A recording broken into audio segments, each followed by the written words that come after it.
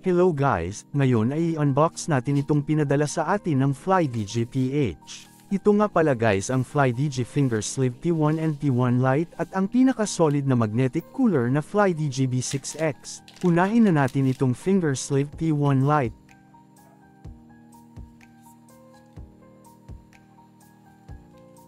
Ang pinagkaiba nito guys sa P1 ay meron siyang soft plastic molding.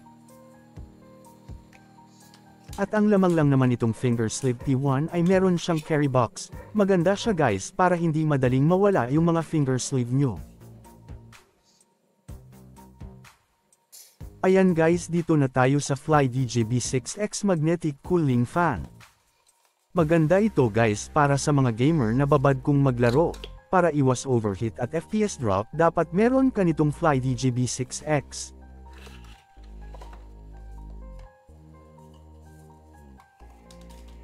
Ang nasa box pala nitong B6X ay itong magnetic sticker, para magamit natin siya sa Android or other device.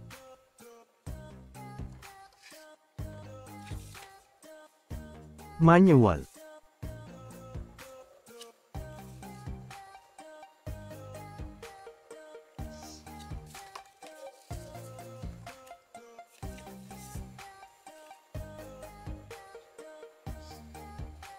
USB-A to Type-C cable.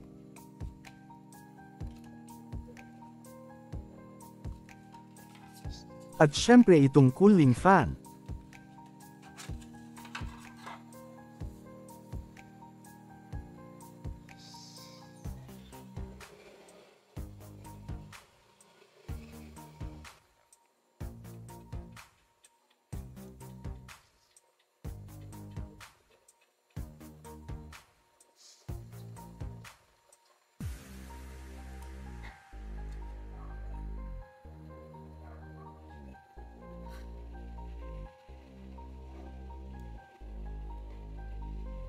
Ang bilis lumamig guys kahit hindi pa natin siya na-overclock sa app ng FlyDigi.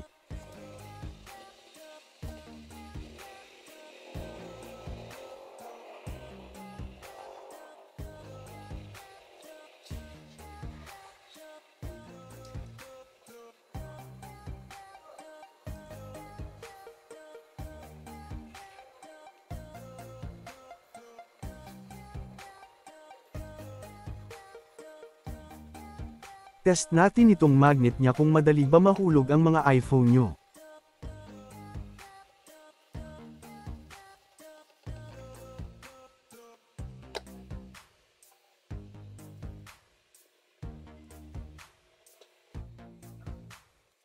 Kung meron kayo ganitong case ay pwede na din, pero mababawasan yung lamig na mapupunta sa phone mo.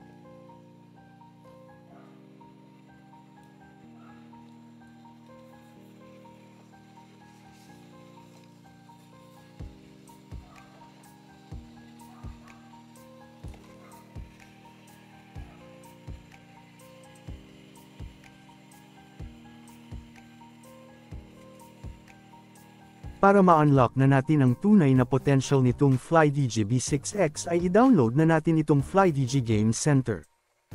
I-connect na natin itong B6X gamit ang Bluetooth.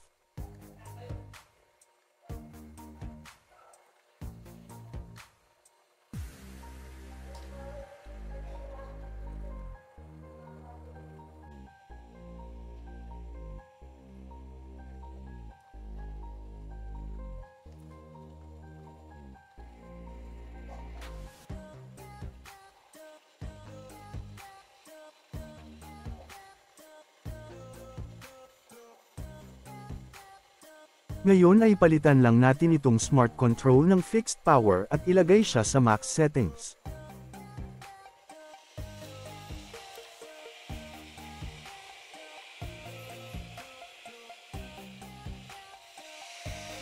O diba guys ang lakas nitong FlyDigi B6X cooling fan.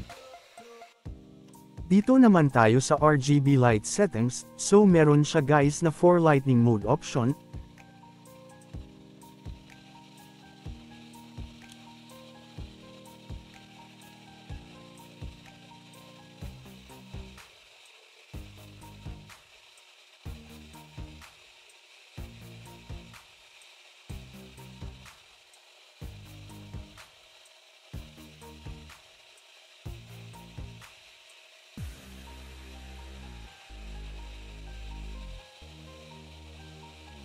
So next video guys ay iti-test natin itong FlyDigi kung gaano kalaki ang naitutulong nito sa mga phone natin.